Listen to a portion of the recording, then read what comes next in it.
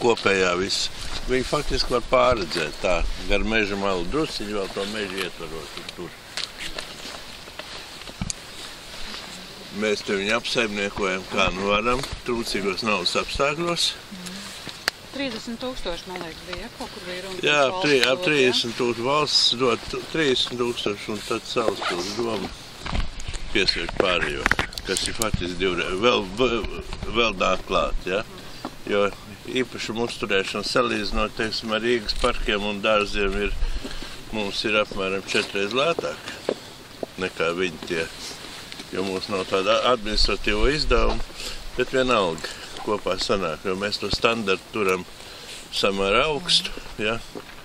Mēs zālīti neļaujam augt un visu piekopjam, cik nu varam. Tā, tad, kad mēs te vadām tās ekskursijas, es cenšos uzsvērt, pateikt vienu, kāpēc vācieši izvēlējās šo vietu, ka faktiski latviešu iedzīvotājiem un latviešu cilvēkiem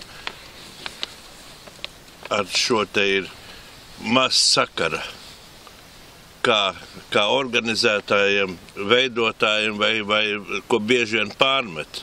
Ja? Ka faktiski mēs esam upuri un mēs joprojām par to ciešam, kas te ir noticis. Un otrkārt es mēģinu izkliedēt dažus mītus. Viens ir tas, ka šim objektam ir kaut kāds sarkana nokrāsa, ko ļoti daudz latviešu domā kliedē.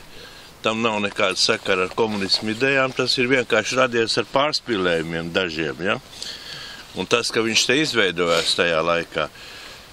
Un otru mītu, protams, ka te nav tāda nāves iznīcinoša mašīna bijusi, ja? Kā daži domā atbrauc, sevišķi no austrumu puses, ka šeit ir gāzes kameru konvejeri un kur te viss tas notika, ja? Kur šāva un kur kāra, jo faktiski šai nometnē bija cita funkcija. Ja? Tā nav ne Osvencim, ne Aušvica, ne Buchenvalde. Ja? Nu, un Mārtiņš, protams, stāstīs, un tad, ja ir bērni, tad ir jāizstāst, protams, vienmēr vēsturiskā situācija. Vienkāršiem vārdiem un skaidri vēsturiskā situācija, kāda bija, kad šeit tā nometne radās. Ja? Ka viena okupācijas vara, ja? Ienāca teritoriju, nomainīja otru okupācijas varu, un vācieši jau arī uzskatīja faktiski šo te par Padomju Savienības teritoriju. Okupēti austrumu. Jā. Bet tā izpratne bija tāda. Tā ir Padomju Savienība, ja? Un par daudzum arī, vai ne, droši vien, kad kalīgi? Daudzums ir saskrūvēts šausmīgi. Jā, daudzums ir, un viņš ir arī saprotam, kā viņš ir radies. Tos upurus vajadzēja līdzsvaru, jo līdz, ko arī, teiksim, maz runā, līdz Hruščova laikam, te jau ganījās kolhos govis, ja?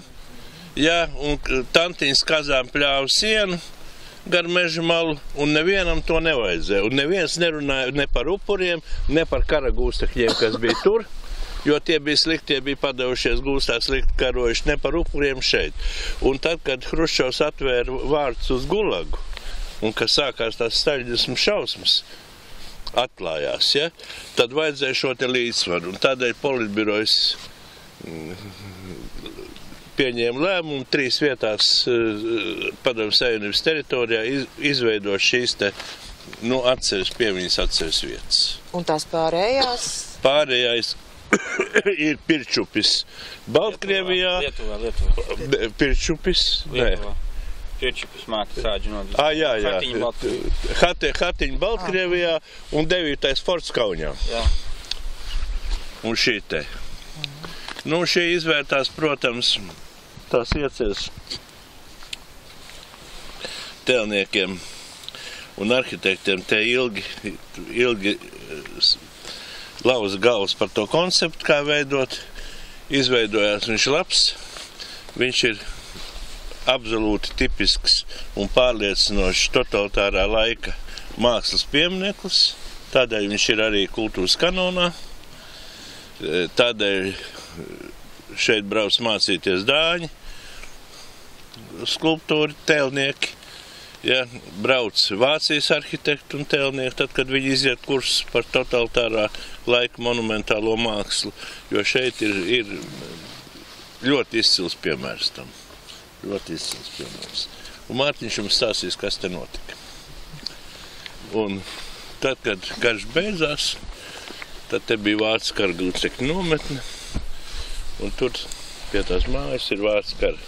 Kāpēc jūs iesiet uz tur, es nezinu, vai jūs iesiet. Ja iesiet, jā.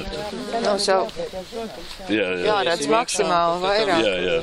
Un tad es vēl tikai par tiem vāciešiem pateikšu, ka vācieši ir starpvalstu līgums par Otrā pasaules kara vācu kapu uzturēšanu. Visas tās teritorijas, kur ir kapi, tās ir nodotas, zemes ir nodotas Vācijas Federatīvai Republikai, beztermiņa nomā. Un vācieši arī gan ierīko, gan arī uztur, bet ne par valsts naudu. Bet viņiem ir tāda kara biedrība, ja, to piemiņas kritušo biedrība, kur viņi ziedo šos līdzekļus. Tas ir bijušie frontinieki vai viņu ģimenes. Un tie, kuri negrib naudu ziedot, tie brauc paši iekārtot un pastrādāt. Mums tos kapus kārtoja, tad bija brigāde no Vācijas, tur bija 4 pulkveži un 1 ģenerāls. Vecs vīrs, jā. Un tā viņi te atbrauc, tā viņiem ļoti svarīgi, lai varētu riktīgi pastrādāt, bet lai būtu arī alus, un lai būtu maizītes, un lai pavārs atbrauc un viss šeit sariktēja lauku virtu un katru dienu klāja galdu, tā viņi mums 10 dienas krūmus cirta tur, ja? Bet forši bija paskatīties, ja? Kā cilvēki tā. Darba organizācija un kā strādā, ja? Tā priede. Un kas tur skudru pūzes? Tā, koki šeit nav nekādi diškoki, ja? Bet koki visi ainavi ir veidot. Ainavi tādi veidot reizē arī, ja? Reizē ar ansamblu. Bērniem, lai viņi, kad viņi sāk daudzīties, es paprastu, lai viņi pasaka ārā ejot, cik ir gari vārti, ja? Nu, kāds var pateikt, cik? Kāds 100. Kurš nosauks tuvāk? Vairāk. 100, man liekas, kaut kas. 105. Jā, es zinu precīzi, jo mēs jumtu mainīsim šogad. Jā. Tad cik plati? Plati ir 3 metri un 40 centimetri. Šī ir galerija. Galerijai. Nu, jā. Un tā ir no viena gala līdz otram galam ir kilometrs 300 metri un platumā ir 850. Kas ir no Memoriāli Platības garums, jā. Kā bija kilometrs? Kilometrs 300, jā. 850. Jā. Nu, Un par tiem vācu kapiem tā, vācieši, lai būtu vieglāk viņus apmeklēt tuviniekiem un lai būtu vieglāk arī organizēt kopšanu, Vācija saveda kopā, centralizēja tos kapus, ir pie Saldus. Ir Rīgas apriņķi, ir Babītē, ja neesiet bijuši ļoti skaistas tas vācu kapu memoriāls. Bet šeit bija tā problēma tāda, ka šeit viņi bija tur savās no karalaukiem kritušos. Šeit ir pēc kara gūstekņu. Šeit bija kara gūstekņu nometne, un šeit ir konkrēti zināms vārdiskais saraksts un kādā kārtībā viņi guļ. Ja? Atbilstoši Ženēvas konvencijai par kara gūstekņiem, nu, bija jāfiksē gūstekņu nāvu, un Krievi to arī bija darījuši, ja? Vai paši vācieši varbūt pašpārvalda. Un pie apbedīšanas, un viņiem katram ir tas, pie apbedīšanas ir žetons. Un ja pārabedot būtu žetons, kādam būtu trūcis žetonu vai būtu sajukusi, vai kārtība nebūtu tajā, kur viņš guļ, tad apbedīšanas process pārabedīšana pārtrauc, atliekas ved uz Vāciju, taisa ģenētiskās analīzes, meklē īsto tuvinieku, un tas ir sarežģīts process, ja, bet nu, kārtība ir kārtība, un tādēļ viņi šos te, kur ir nometnes bijušas, ja, labāk viņas nekustina. un ierīko kapīs uz vietas. Tur, viens jautājums, kāpēc zīmīte nav, ka tur ir vācu kapi? Ko lūdzu? Kāpēc no ceļa zīme nav, ka te ir vācu kapi? Tas pārliek. Tā ir. Cēsīs. Jā, Cēsīs viņas liek. Un Igaunijā arī liek. Igaunijā arī liek, un vācieši arī liek. Šeit viņi atteicās. Kāpēc? Vācieši atteicās? Vācieši atteicās no šīs lietas, jā. Tāpēc, ka šeit bija liels troksnis. Tad, kad vācu kaps ierīkoja nesen. Pavisam nesen.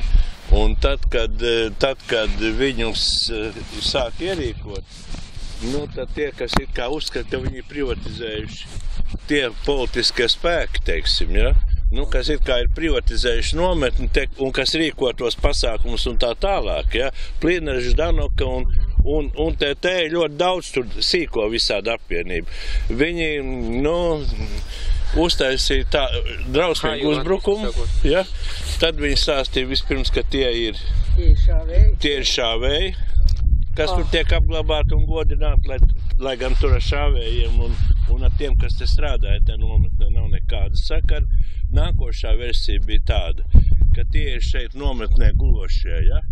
Bet kad vācu pusi piesavinās viņu pīšļus, un te bija televīzijas, un vācu televīzija, un Maskavas televīzijas visu, un beigās vācieši atteicās, lai viņi pārkāpa divus principus. Pirmkārt, viņi neliek uzrakstu blakus memoriālam, ka šeit ir kapi. Ja? Tas ir viens. Un otrs, no kā viņi atteicās, viņi neliek dienestu pakāpes. Jo liek visur sarakstu ar uzvārdiem un dienestu pakāpēm. Ja? Jo šeit bija starp tām dienestu pakāpēm dažas SS pakāpes. Ja? Un tad, lai nebūtu šo te domstarpību un lai nebūtu tā kaitināšana, un mums bija tur pēc tās arhitekta idejas bija tie kapi arī savienot ar memoriālu to celiņu. Jā. Tur iesāka veidot un arī pārtrauc tā nogrieze, ja? Lai it kā atdalītu. Ja, un pēdējais jautājums, protams, ir varbūt Mārtiņš izstāstīs tuvāk, ja? Kur tad ir apglabāti šeit tie, kas gāja bojā? Ja? Pirmkārt, tie, kas būvēja un kurus te nošāva, ja, pēc tam. Un kur tad gāja bojā tie, kuriem izpildīja nāves sodus, kas grāmatā ir tur arī fiksēts tas skaits, un kur gāja bojā, kur ir apglabāti tie, kas mira no slimībām, no dažādi, daudz jau aizgāja bojā. Kur tad viņi ir, ja? Un oficiāli mēs tā arī necam. Neoficiāli? Neoficiāli tā ir te bija tālāk mežā uz Dārziņu pusi, kādreiz Cara armijas garnizons. Un tur bija ļoti skaisti kapi, garnizona kapi, ar nelielu kapelu pareizticīgo, ja? No kuras ir palikuši drupas. Un acīm redzot, viņi ir apglabāti arī tajā teritorijā, kur tā ārkārtas komisija darīja tos izrakumus, ja? Un viņi izraka vienu to tranšeju, saskaitīja līdz skaitu un sareizināja ar teritoriju. Un iznāca 70,000, ja? Un parakstījis to papīriņu. Tas papīriņš jau kaut kur mēs viņas redzējis, ja? Tur ir 2 leitnanti, ja? Un Salaspils miličs palīgs, ja? No vietējiem iedzīvotājiem. Tie mūsdienu cipari no kā radušies? Tos Mārtiņš jums izstāstīs. Jā, no kā viņi radušies. Jā, viņš jums izstāstīs. Tajā vietā nav nekā, tajā vietā nekāda memoriāla Tajā vietā nav nekā, bet pat arī, nepadomu vai kā tas interesēja. Un būtībā arī mūsdienās nevien tas neinteresē. Tad memoriāls ir vietā, kur bija nometne, bet šaušana un glabāšana. Šaušana ir citā vietā. Karātavs bija tur centrā, ir tas akmens bluķis, kurā vietā stāvēja tās Karātavs, bet kur viņi ir apglabāti, jā. Mans uzskats jau. Tāpēc, ka sāks rakt un atradīs, kur tur nav 100,000, kā viņi Nē, nu, arī... Nē, nu, matemātiski jau toreiz konferencē tagad jau tie cipari ir reāli un nav jau jēga skaitīt 1000, uz šito nevajag arī gidiem ielaisties vispār. Jo nav svarīgi, cik ir upuris. Svarīgi ir tikai te ir noziegums pret cilvēks noticis. Ja? Nu jā, tiklīdz sāks to, jo katrs upuris ir to vērts, lai viņu pieminētu. Katrs upuris ir to vērts, jā. Mārtiņa izstāst par legionāriem, kas te sēdēja. Jā. Par čakstu. Jā, šis slīps, kas nodala pārējās no ceļu pusē, barjeras starp dzīvību un nāvi, un tāpēc arī šis uzrakstēs šiem vārtiem vai zeme, kas ir tātad radies projektēšanas gaitā. Nu, 67. gadā atklāja, tad nākamā gadā būs 50 gadi, autoru kolektīvs, kurš faktiski realizēja ideju, kas tika izstrādāta pieminekļu konkursā sākot ar 59. gadu. Kā jau mums Rubļevska kungs teica, tad pēc otrā pasaules kara bija Vācu karagūstekņu nometne šajā teritorijā, pēc tam šeit bija padomju armijas mācību nometne un šautuve, tā skaitā bijušajā memoriāla teritorijā. Tas ir pēc kara? Pēc kara, jā. Kas tad bija? Pirms kara? Pirms kara bija, kāpēc vispār šeit arī nometne radās, tad tas viss ir saistīts ar to infrastruktūru, kas sāk veidoties jau cara laikā, 19. gadsimtā, tad posmā no Salaspils līdz Ikšķilei bija cara armijas vairākas vasaras nometnes, un 20.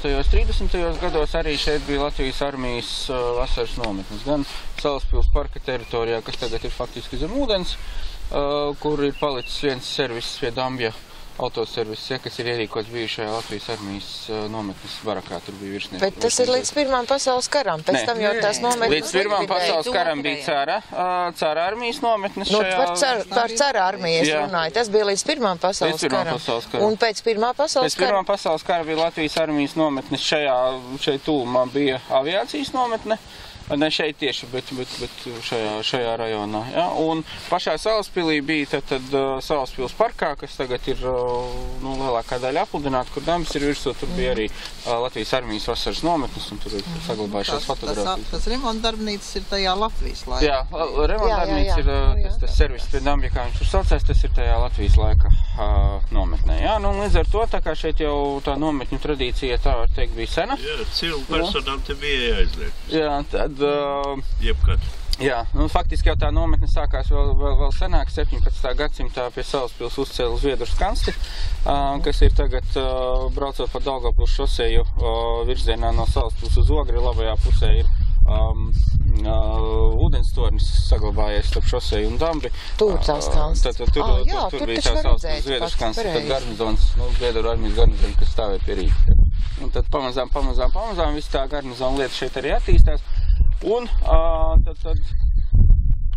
pēc tam 58. gadā nacionāla komunistiem rodas ideja, bet viņi atsimētos nāk no viņiem pašiem, nāk no Maskavas, ja, par to, ka šeit tātad vajag ierīkot piemiņas vietu. Tur savu laiku kultūras ministrs Valdemārs Kalpiņš vēl 88. gadā ar viņu bija intervija karogā, kur viņš arī stāstīja, kā tā ideja radās. Viņam māte arī bija ieslodzīta šajā nometnē uz kaut kādu laiku, un 50. gados sāka šo jautājumu cilāt, tad radās ideja par to, ka šeit var izmantot to teritoriju. 58. gadā vēl tā teritorija bija armijai, padomju armijai, un tad viņus pamazām no šejienes pārcēla. Viena epizode, ka bija sākumā paredzēts veidot tādu kā piemiņas uzkalnu, kā kurgānu šī vietā, tur, kur mēs ieiesim iekšā, bet to armija savukārt noprotestēja, jo tad no šī kurgāna varēšot redzēt Rumbulas lidlauku, kas bija arī militāra teritorija. Tajā brīdī vēl, jā, un tāpēc, to Kalpiņš raksta atmiņā.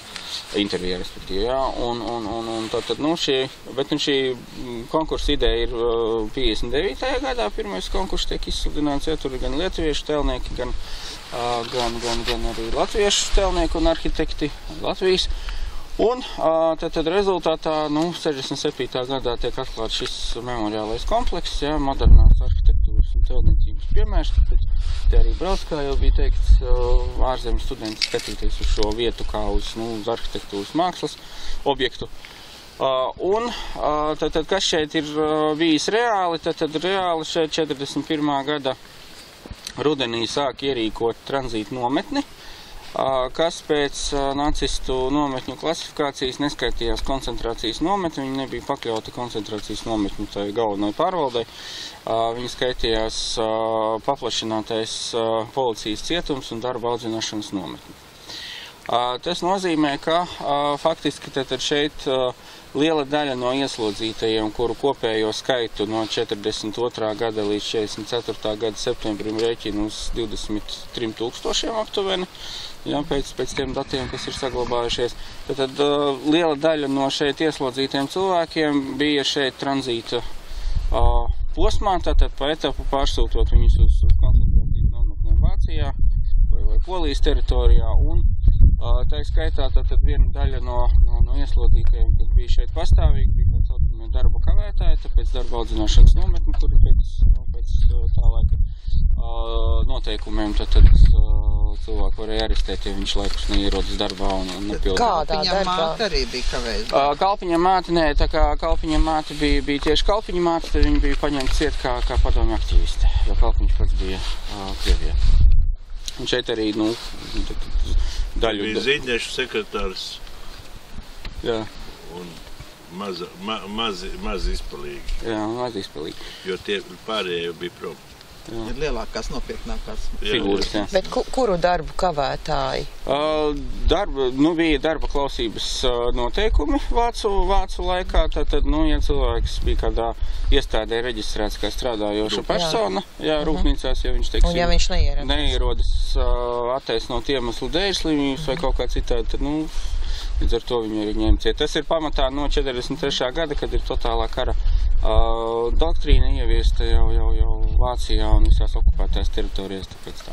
Tad vēl no 43. gada, tad, kad sāk veidot leģionu Latvijā un Lietuvā un Igaunijā, tad šeit sāk pārvest arī leģionu dezertierus un tiek viņi turēt arī šeit līdzās civilu personām, viņi arī ir civilu personas, tad arī tā ir viena daļa no ieslodzīto kontingenta, jā. Ir arī fotomateriāli saglabājušies jaunā ekspozīcijā būs redzami, jā, tad līdzīgi kā koncentrācijas nometnēs ir dažādas atšķirības zīmes uz tām ieslodzīto formām, lai apsardz varētu orientēties, kas un kā.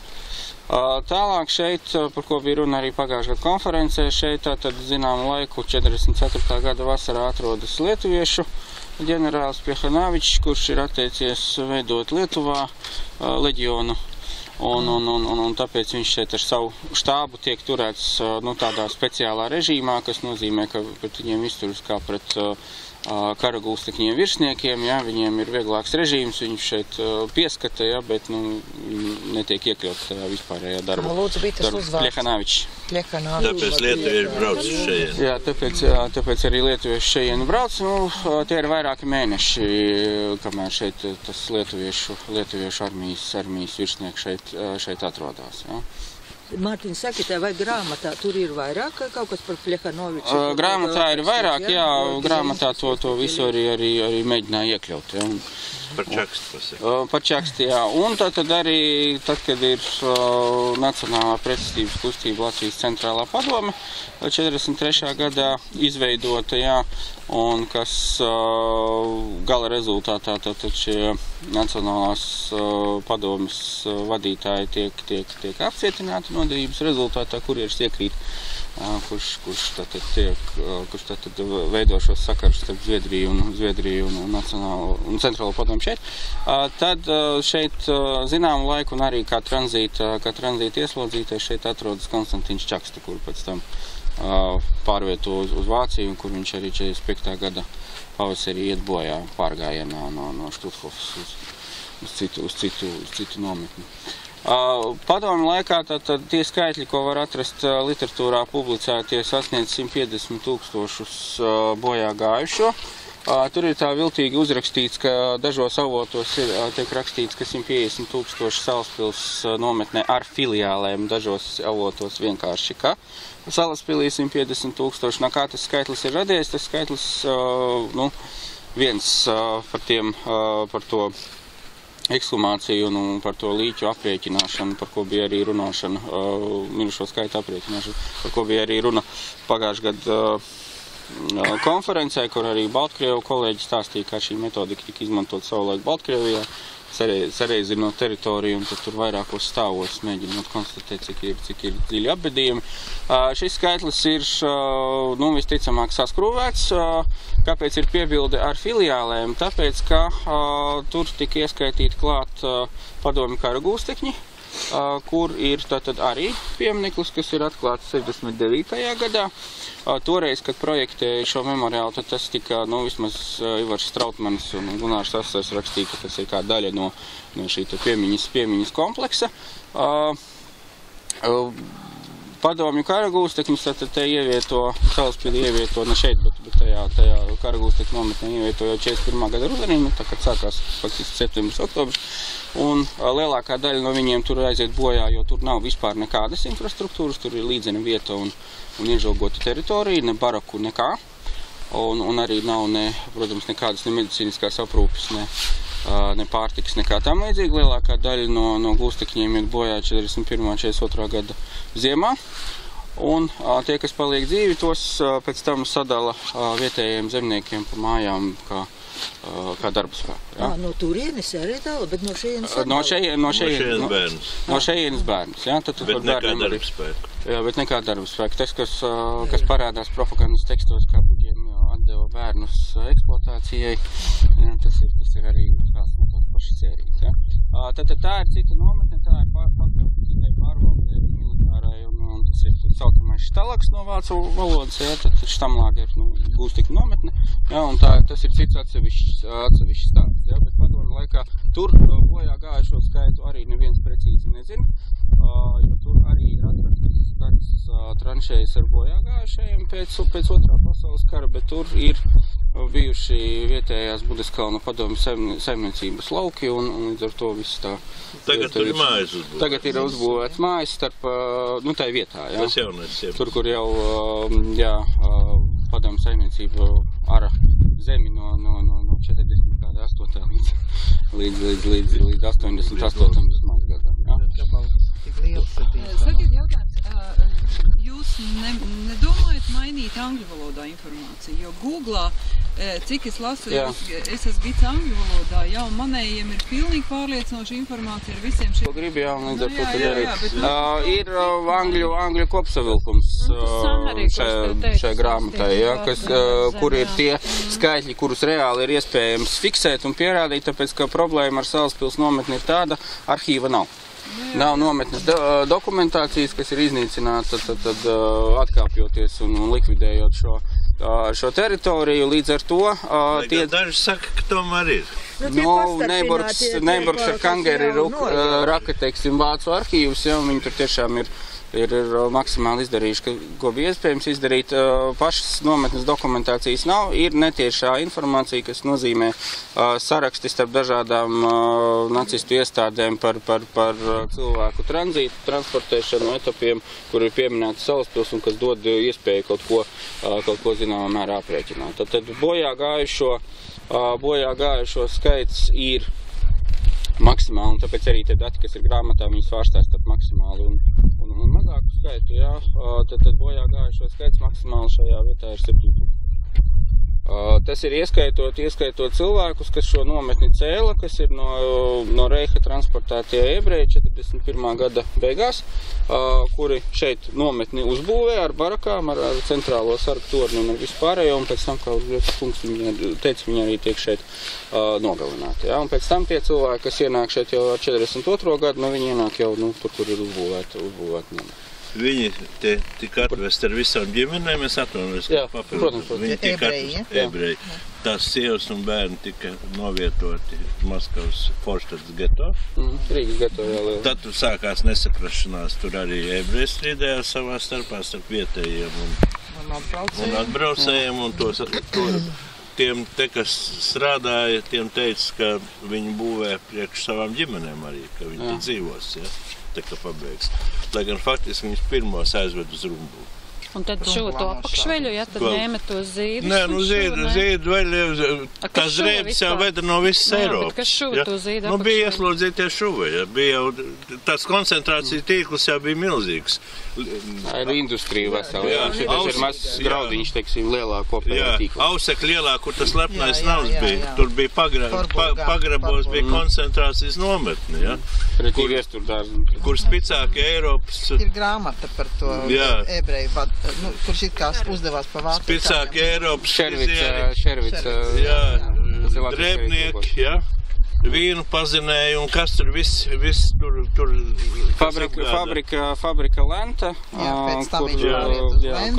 kas šo vācu armijai un visām iestādēm, teiksim, nepieciešamās drēbes un jā, nu, ko vadīja ebreju izcelsmes. Vīna iepirkt audums priekš virsnieku drēbu. Jā, protams, jā. Virsnieku dāmām tur taisīt sapurnieki bija un kas tur viss nebija, jā. Par Salaspili bija zināms, mēs varam pamazām šķilt priekšā. Vācu laika presē nebija tā, ka šī vieta bija galīgi aizsmatanot. Protams, ka civilajiem nekāda pieeja nebija iespējama, jo tā bija slēgta teritorija, bet nu, tas nebija Salaspili pieminēja šad un tad. Bet, protams, ka vācu laikā tas vācu propagandas stāsts bija tāds, ka šeit sēž tiešām tikai darba kavētāji, kas negrib strādāt. Spekulanti, kas ved no laukiem sviestu. Jā, spekulanti, kas ved no laukiem sviestu, jo, kad zinām, ka cilvēks nokāva mājās audzētu tūku un aizved pārdot, tad viņi varēja pielikt pie priedes spekulanti. Un līdz ar to tad tas priekšstats par Salaspili, kādu gribēja radīt, teiksim, Laikraksts TV un vācu laika propaganda bija tāds, ka te tiešām ir, nu, labi, negluži kurorts, bet nu nekas īpašs, jā.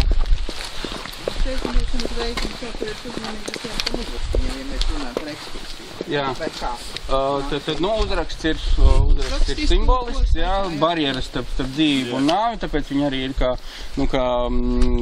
šlagbaums tādā puspaceltā veidā, jā, kas krīt tev uz galvas, tad, kad tu eji cauri, jā, tad ir arī tas efekts. Tiklīdz mēs pienākam šeit, tad var dzirdēt neko nedzird nekad tur. Tā ir fokusēta skaņa tikai šeit, kad mēs ienākam jau. Uz savādi, ka ļoti daudz arī Latvijas iedzīvotāji, kas brauc, kas ir bijuši bērnībā, un saka, kur jūs likāt mūžīgu uguni? Jā, nekad nav bijusi. Nekad nav bijusi. Tā aizstāja metronoms, ja? Tā ir faktiski cilvēki sirspuks ierakstīt. Tie ir autentiski sirspuks, ko ierakstīt Frediņas slimnīcā, tad, kad projektēja Jā, un tā, kad sagāja Grīstē, tad mums doktors Ērglis ierakstīja arī. Viņš teica, atradām vienu 40-gadīgi rīti. Pats, jā? Jā, un ierakstījām tā, lai viss ir tā, kā bija. Tas ir ļoti, kā teikt... Pagāja gadskaitlis 44. gads. Gadskaitlis ir, jāsaka, garām. Tad gadskaitlis ir pielāgots 12. oktobrs. Gadskaitlis, ne, bet datums ir pielāgots Rīgas atbrīvošanai 13. Faktiski tajā septembra beigās viss ir nodedzināts un Jau karagūstekņi sēž iekšā vācu. Jā, un jau karagūstekņi sēž iekšā. Tad viņi sēdēja iekšā, viss bija nodedzināts. Viss jau nebija. Ir saglabājušās fotogrāfijas, jā, kur ir daži saimniecības ēkas, pamatā no varakām ir tikai skursteņi. Nometnes centrā ir palicis tas ūdenstornis, kur bija augšā ložmetē līdz, kas pārauga visu teritoriju, jā, un pa malām ir palikušas dažas saimniecības ēkas. Tās atzīmes, kas ir šeit sienā, tās ir dienas. Nometnes dibināšanas līdz šim 44. gadu 12. Pilnīgi visas dienas. Jā, tas tā kā bērniņi gaida brīvdienas, vai ne? Jāskatās. Pa nedēļā. Jā, ir viss precīzi. Es no galvas nepateikšu, ir grāmata Padomju Latvijas memoriāli ansamblis Strautmaņa Nasara, tur ir iekšā. Vēl par māksliniecisko ieceru. No sākuma bija piesaistīts arī uzaicināts tāds slavens tēlnieks Padomju Savienībā Ņēs Vesnēs. Viņš uztaisīja arī metu. Viņš bija interesanti, kā būtu izskatījies, ja būtu realizēts. Viņam bija paredzēts šeit. Droši vien tad būtu botāniskais dārzs, tad būs strādāt. Pilnīgi līdzens viršu lauks, nekas vairāk ziedoši virši. Un no virsiem nāk ārā no zemes nāk tie tēli dažādi. Kaut kas ir palicis no tā, tāpēc, ka virs šeit nav, bet tēlis stāv uz zemes. Un tas bija arhitektus to uzstāja, neskatoties uz tēlnieku protestiem, ka šīs figūras nedrīkst likt uz podestu. Jā, jo tad tas pazūd, ja viņas nav efektīvi, jā, bet viņām ir jānāk ārā no zemes. Ja. Tagad koki, kas ir fonā, ir izauguši, sākotnēji viņi bija kaut kur figūrē līdz pusē. Augstākā figūra centrālā ir 18 metri ar sveicienu Rot Front. Šī grupa saucās tātad Solidaritāte, tās trīs figūras. Šeit gan sākās simbolika. Rot Front, tas ir no Spānijas pilsoņu kara komunistiskais sveiciens, un tagad es atvainojos, taču es kaut ko citu atgādinu. Bet, protams, ka tajā laikā tas tika tādā veidā interpretēts. Ja, jo šīs grupas jēga, trīs centrālās figūras ir solidaritāte. Ja, ieslodzīto solidaritāti ar domu, ka tad no dažādām valstīm uz šejien tika vesti kaut kā no Reiha šeit atved tikai ebrejus, kas tika nogalināti pēc nometnes uzcelšanas. Ja. Lai būtu odziņi, tad pasakiet, ka memoriāla direktors ir dabūjis jau 3 aizrādījumus, ka viņš nav Bērzinos. No valsts pieminēt. Bērzi pie civils. Jā. Tāpēc, ka viņš ir bojā pieminekli.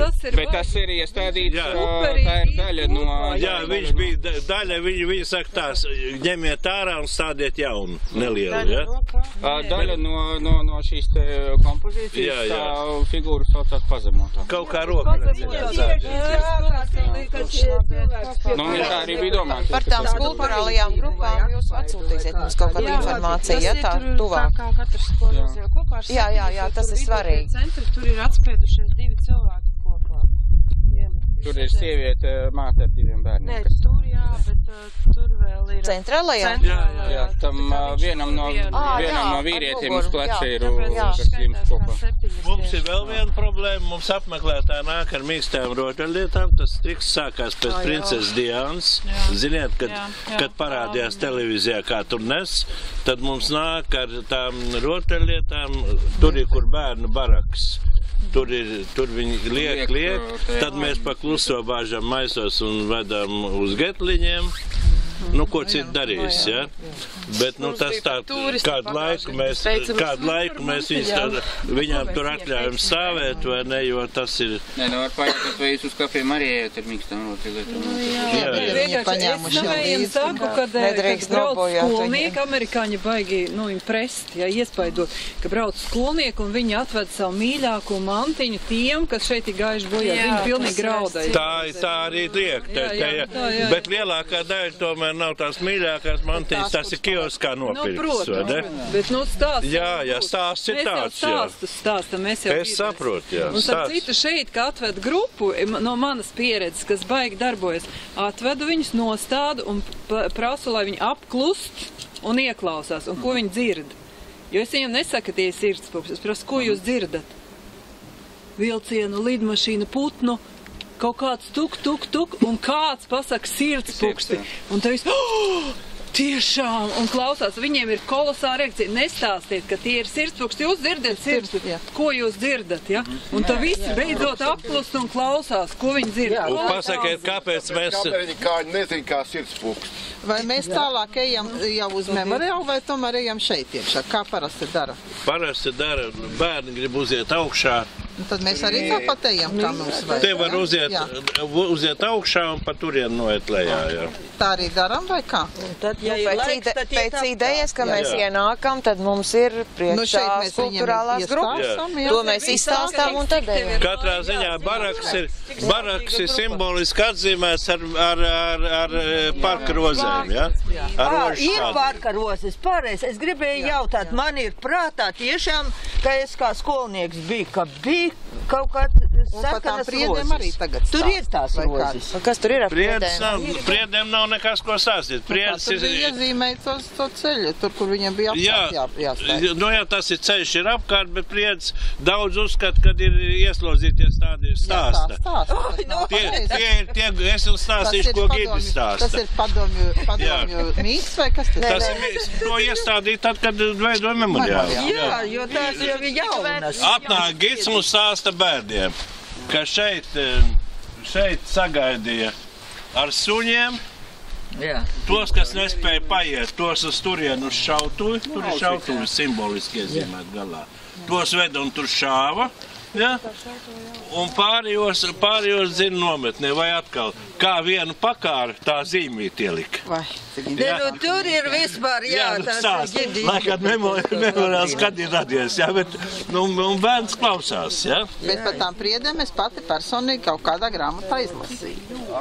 Tajā pašā grāmatā par to, cik te tūkstoši. Ko stādīja viņš, ja viņam atkal ir, es gribēju, viņš varēja drīzāk kāpēc to stādu nekā stādīja, jo par nometnēm pareizi. Viņiem nav, viņi jau uz to projektu, sanāca uz to projektu.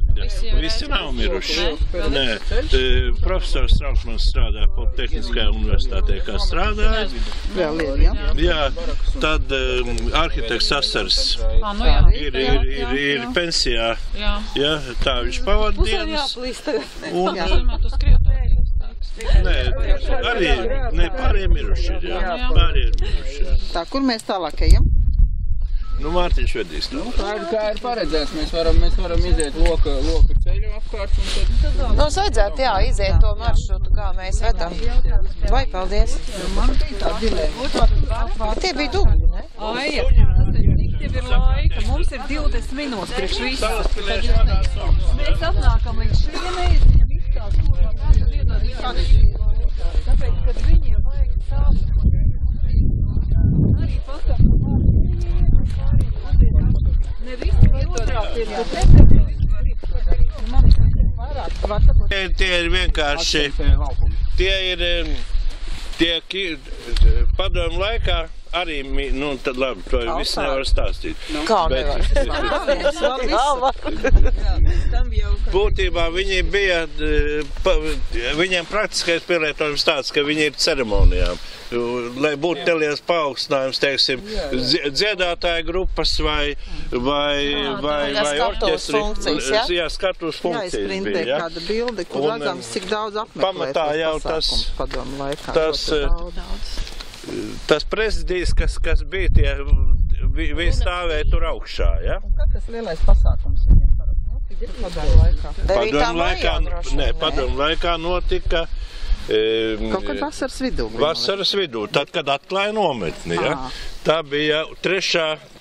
jūnija svētdiena. Tā ir, var sakot, 42. gada 3. jūnijā atklāja nometne? Nē, tā padomu laikā bija nometne neatklāja te neviens lentītes negriez. Bet tad, kad atklāja memoriāli uzbūvēja. Bet kad tad tiešām kāds precīzs datums, kad atveda? Bija, ka katru gadu viņas arī tiekās. Tad, kad viņi tiekās, tas ir viņi tiekās 2 reizes gadā. Tas ir viņi oficiāli, viņi organizē kā tikšanos, lai gan to, kas te ir bijuši, paliek ar vien mazāk, un viņas te atved ratiņos, tie ir tie, kas bērni, kas šeit bija, jo tā bija nometne, kurā bija arī atsevišķi bērns. Tas Baltkrievi, pēc tam akcijām. Baltkrievi, latgalieši un tie, kas slēp tos partizānus. Kas dzīvoja sāģās gar dzelzceļu, un tad vācieši taisīja nāves zonu, jo tur spridzināja dzelzceļu mūžīgi, un atbrīvoja no civili iedzīvotāju kilometru uz vienu pusi un kilometru uz otru pusi. Tiem dzelzceļiem, kas gāja uz fronti, caur partizāņu rajoniem. Un tad te viņas atveda, tās ģimenes atveda uz šajieni, sievietes aizved uz Vāciju darbos un bērni palika. Tā tās ģimenes sievieši arī palika. Bija tā saucamās pretpartizānu akcijas 42. 43. gadā. Baltkrievijā ar pēdiņās skaistiem nosaukumiem Ziemas burvība un vasaras ceļojums, kas bija Latgalē, kurš tad viena lieta bija... Diezgan ciniski, vai ne? Protams, Eifēmismi, un līdz ar to tad viena lieta ir iztīrīt tās dzelzceļa līnijas, lai netiktu spridzināti vilcienu sastāvu, un otrs ir, teiksim, šo te soda akcijas, kas gāja pa sāģām ar visu dedzināšanu un teiksim, no apkārtnes tīrīšanu. Tad tie, kas paliek dzīvi, viņus, kā kungs teica, sadalīja Un tādā veidā pie mums nonāca bērni no Baltkrievijas, tas ir arī grāmatā aprakstīts. Un tad ir tas stāsts par asins ņemšanu no bērniem. Tas ir tas mīts traģiski. Jā, par kuru arī bija vislielākais, teiksim, troksnis, gan tad bija konference, gan pēc tam, kad grāmatu izdeva. Jā, viena konferencē jūs jau dzirdējāt. Un viena jau ir, katru gadu es dzirdu to stāstu. Bet tad kuri datumi ir tie, kad viņas te nāk? Kad viņi tiek, pirmais datums ir 11. aprīlis, kad ir starptautiskā nometņu nacismu upuru diena. Piemiņas diena. Viņa ir, tad viņa nāk, un otrs ir, viņa nāk 3. septembris svētdiena, kad ir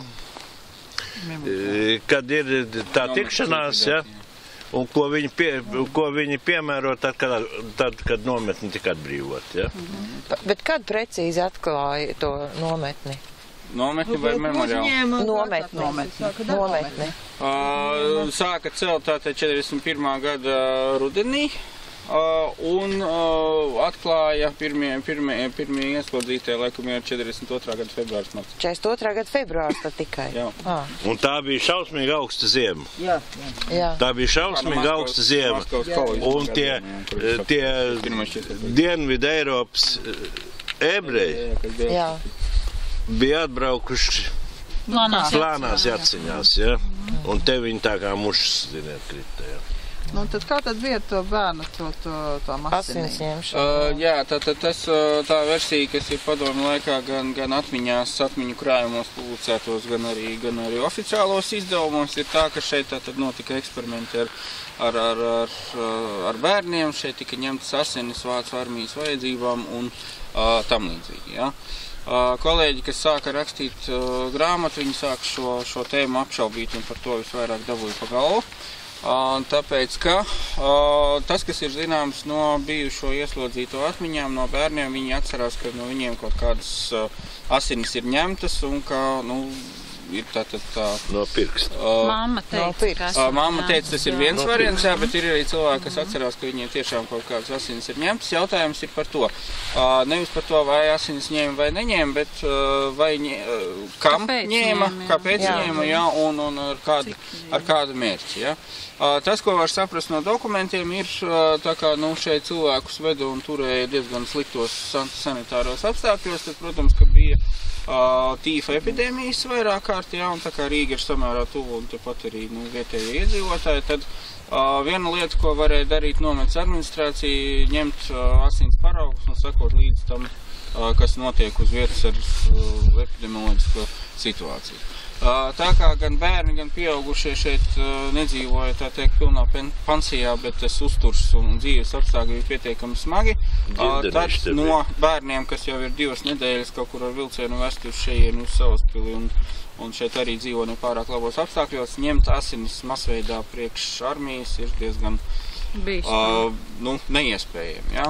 Otra lieta, kas arī noskaidrojās, ka kopš 43. gada, un bērnu šeit ved tikai no 42. un no 43. gada, kopš 43. gada Vācu armija atteicās no plazmas preparātu transportēšanas uz fronti.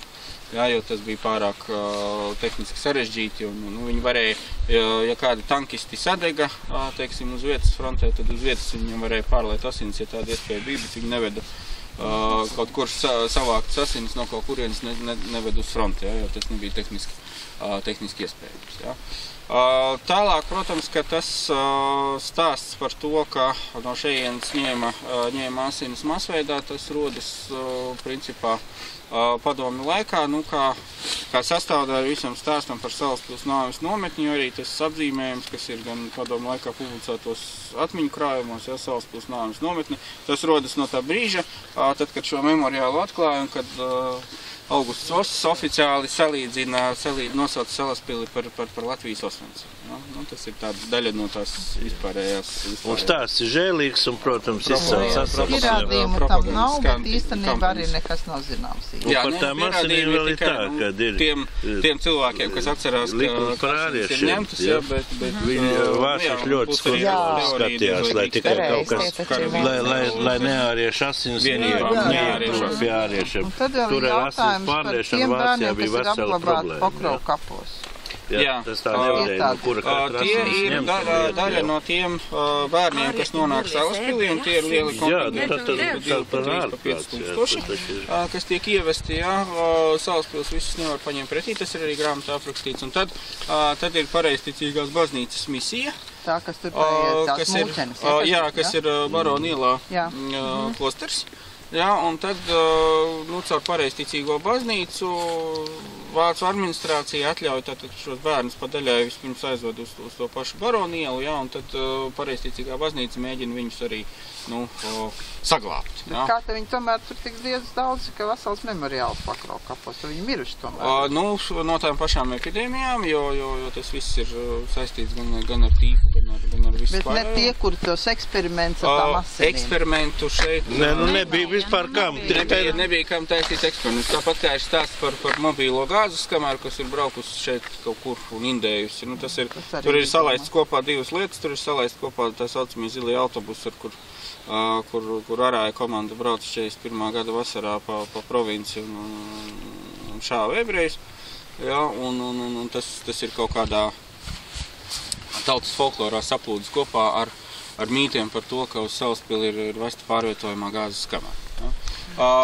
Kur ir problēma? Problēma ir tāda, ka ir ārkārtējā izmeklēšanas komisija par vācu fašistu ļaundarībām Padomju Savienības teritorijā, kas sāk 45. 46. gadā strādāt, faktiski jau 44. gadā ierodās. 44. gadā tas, ko teica tie divi leitnanti un Salaspils milicijas priekšnieks, 44. gadā, tad, kad nāk Padomju armija iekšā, tad aiz armijas nāk Smešs pretizlūkošanas daļas, kas arī, teiksim, šo te, fiksē pirmo informāciju par civiliedzīvotāju upuriem un vispār par to, kas noticis okupētajā teritorijā. Armija pāriet pāris, Smešs pēc tam tīra to atbrīvoto teritoriju. Viņi organizē, teiksim, visas filtrācijas, kas ir attiecas uz leģionu un tam līdzīgi, un arī ievāc ziņas par to, kas ir noticis ar civiliedzīvotāju.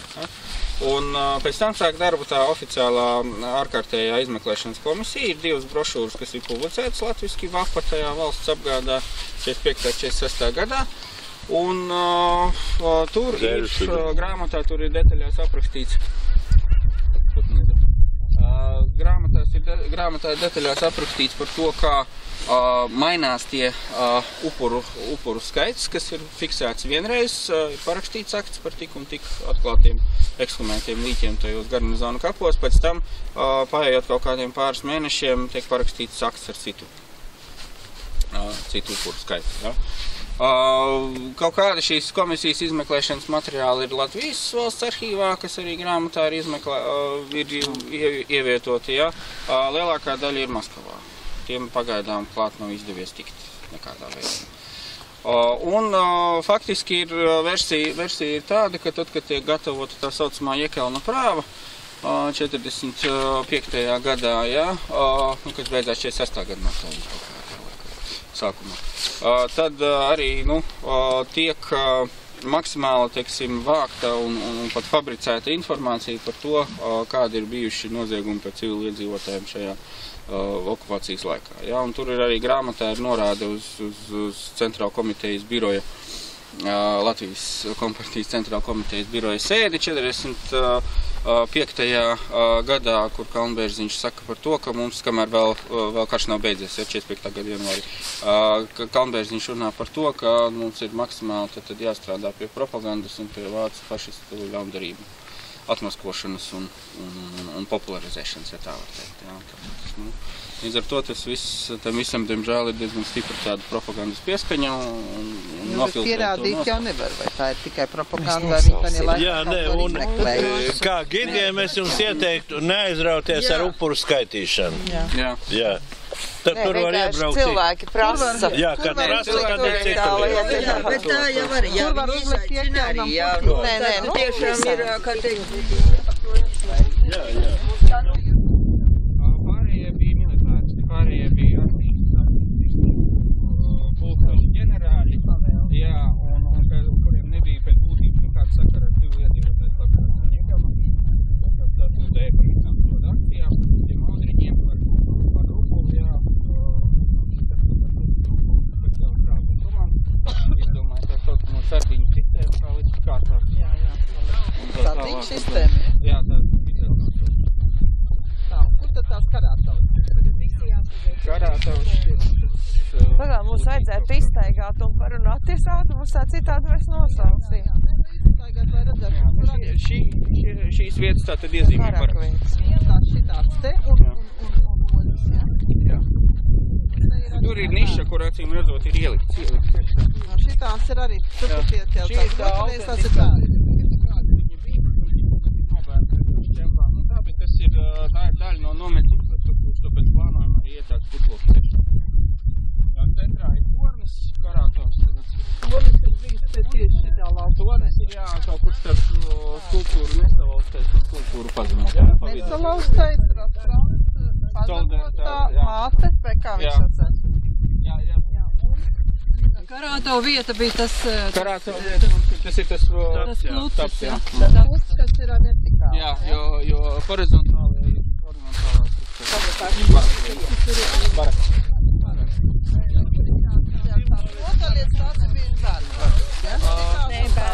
Bet te ir visus salikts tās rotālietas malētas. Nometnes plāns ir zināms, ko piespildītā Kārļa Buša zinātā pēc atmiņas plānu, kas arī padomu laikā bija visu publicēts un tiražēts, kur centrā tas sonis. Jā, bija ieslodzīts, viņš pēc kara bija dzīves un arī pēc viņa tā stāstījumu veidot. Stāvoklis ir nevainojams. Dzelzbetona konstrukcija. Jānomaina būtu plāksnes. Tās plāksnes būtu jānomaina. Betāns ir bojās? Nē, un viņa arī ar sūnām ir, un mēs tā kā bijām gatavi arī viņu tīrīt, bet, teiksim, autori un valsts pieminiektu aizsardzības inspekcija saka, ka to patenāciju vajag taisni atstāt, lai viņi nav tādu valsts. Jo, redziet, mēs notīrījām tur pie ieejas to uzrakstu, kad brauc iekšā, ja? Nu, šoseis malā, ja? To betonu. Jā, un viņš izskatās tik tagad tāds tik jās. Jā. Balts, ja? Viena sirds ir āmurīša. Var saprast citādi, jā.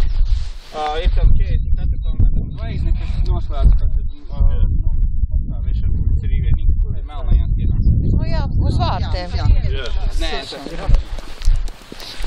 Politiši nolikt malā, tas arī saprast to propagandas kontekstu, kā tas tiek darīts, un es domāju, ka viņi izvairīt. Iervaldes birze, ja?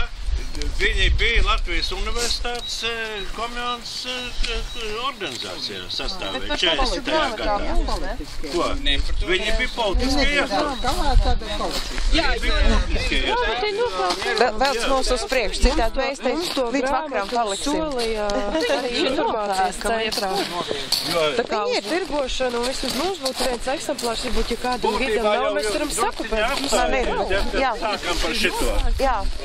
No politieslodzītiem te bija diezgan daudz studenti, kuri bija komjaunieši ar kreisajām idejām. Jā, vēl tas, ka tiešām arī kreiso ideju atbalstītājs. Bija pilni, un kad bija 40. gadā iestājušies komjaunatnē, ja? Un tā viņi bija šeit. Un ja prasa to, vai latvieši te stāvēja, vai piedalījās šaušanās vai kaut ko, tad es vienmēr pasaku tā, ka jā, bija, ja, bet tie bija nedaudz. Un Ulmans turēja tā vienkārši runājot, ja, no politieslodzītājiem cietumā komunistus un fašistus. Divas lietas, ja. 40. gadā komunistus izlaida ārā, ja, padomju vara, bet fašists palika cietumā. ienāca vācieši, izlaida fašists, tas bija Arāja komandas kodols. Kur sāk? Iesim uz priekšu runājot. Loģiski, jā. Arāja komanda bija mūžīgie studenti. Studijas nebeiguši, izglītību neieguvuši un teiksim, par Arāja komandas sastāvu ir atsevišķi raksturīti Vīksnē Vēstures institūta žurnālā, kur ir pēc tiem tiesas prāva materiāliem, kurus tiesāja pēc kara padomju laikā, ja, par būšanu policijas bataljonos un Arāja komandā. Tur ir viņu sociālais sastāvs, izglītība, vecums, viņi tur ir rakstīts paskaidrojums, kā viņi ir nokļuvuši šajā Arāja komandā un tam līdzīgi. Jo nav jau par Arāja komandai jau ir izskaidrojums šis te politiskais. Grūtāk ir izskaidrot to, kad vidējais Latvijas, kad piezēries, tad ir dziesma arvien jau mazāk, ja? Šaužīdus Gaumalā, ja? Ja? Nu, jā, tā ir, jā. Stroķi ir karsti, bet žīdi nāk un nāk, ja? Un dzieda sajūsmu, ja?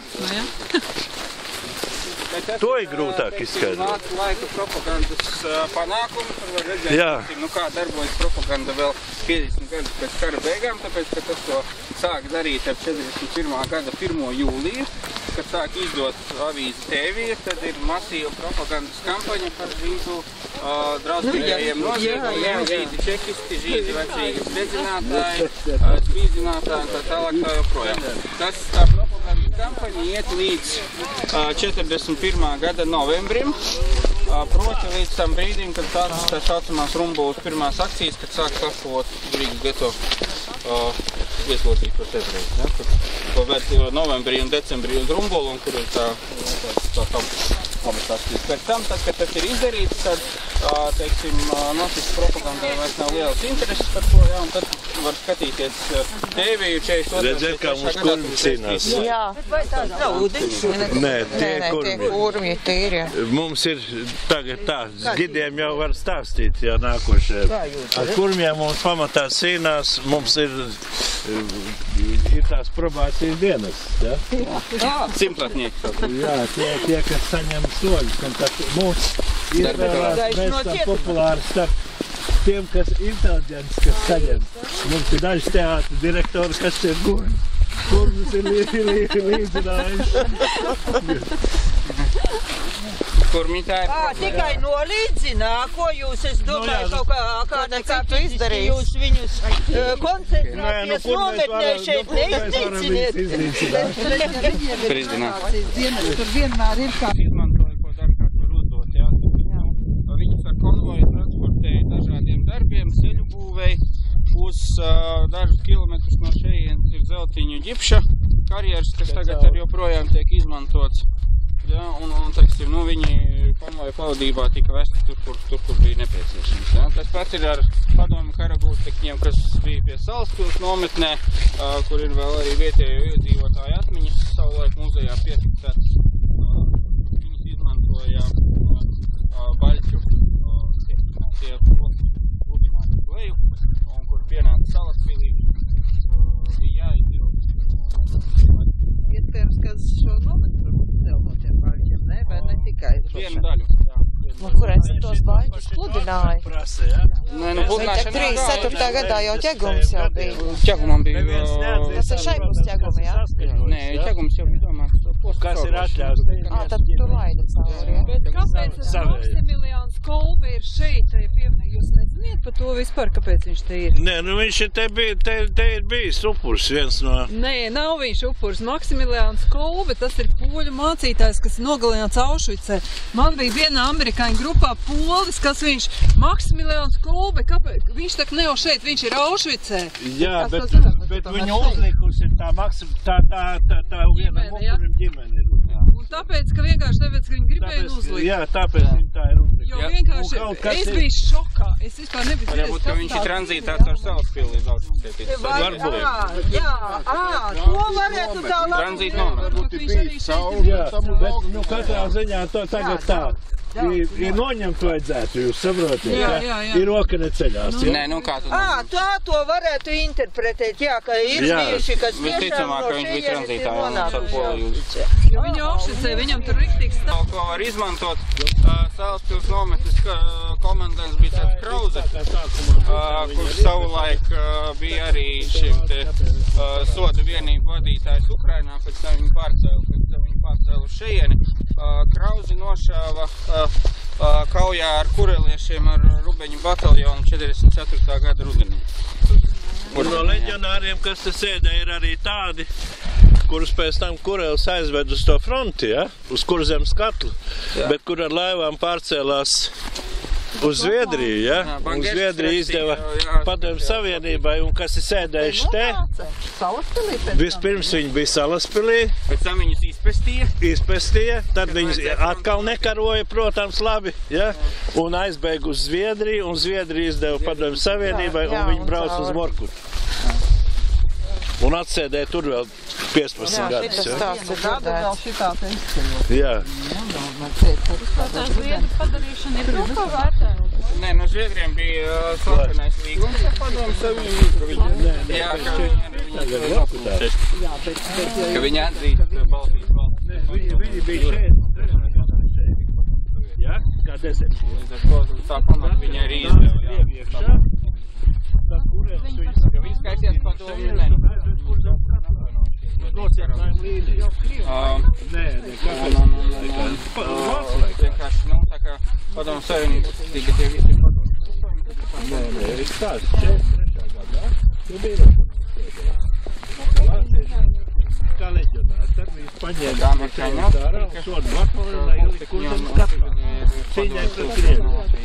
Bet viņa laivām pārbēga uz Gotlandu. Un bieži viņas izdeva Padomju Savienībai. Tad viņi atbrauc uz Galerijā.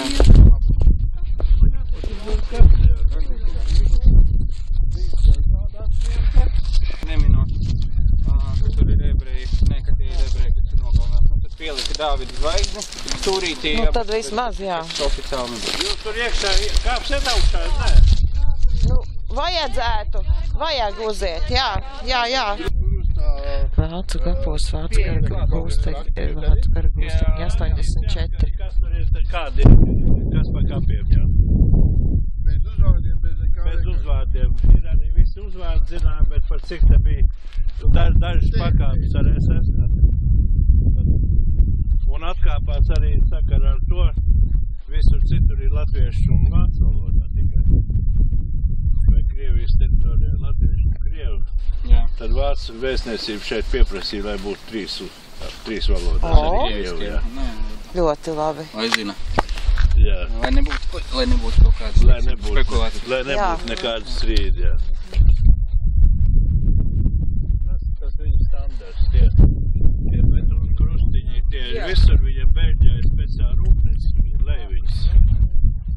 Un ar lāzeri uzrakstājas un atrod. Lielais ir koka. Jā, koku krusts. Jā, es teicu, ka Vācu gūstekņi tad atjaunoja dzelzceļa stacijas līniju. Jā. Nu, jā, un arī tas jau, ka te ir dažādi transporti blakus, tas bija izdevīgi, ka tā nometnes jāatrodās. Tās maģistrāles. Dzelzceļš ir Degunbilā, šosē ir Degunbilā. Jā. Kaut kur es jums varētu parādīt, kādi izskatīsies.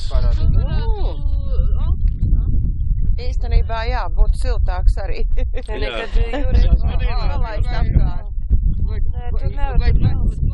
Tas jau ir, kā teikt, viņš paliek te, ne jau viņu nelaidīt no rokām. Es viņai iedošu jums līdzi. Jā, te ir viss iekšā kā. 146 vācu kara gūstekņi tur ir apglabāti. 146. Pabeidz 18. gadā, līdz tam 18. gadam būs, saprotu, kaut kāds Tas ir pilnībā. Nē. Vienkārši ekspozīcijas, tas ietver gan ekspozīciju, kas būs tur. Ekspozīcijai vajadzētu būt galerijā jau 17. gada vasaras beigās. Runa ir par to, ka līdz 18. gadam var pabeigt teritorijas atjaunošanu visas plāksnes. kad mēs bijām laukumā un tā. Bet ekspozīcijas vienai daļai ir jābūt jau 17. gados.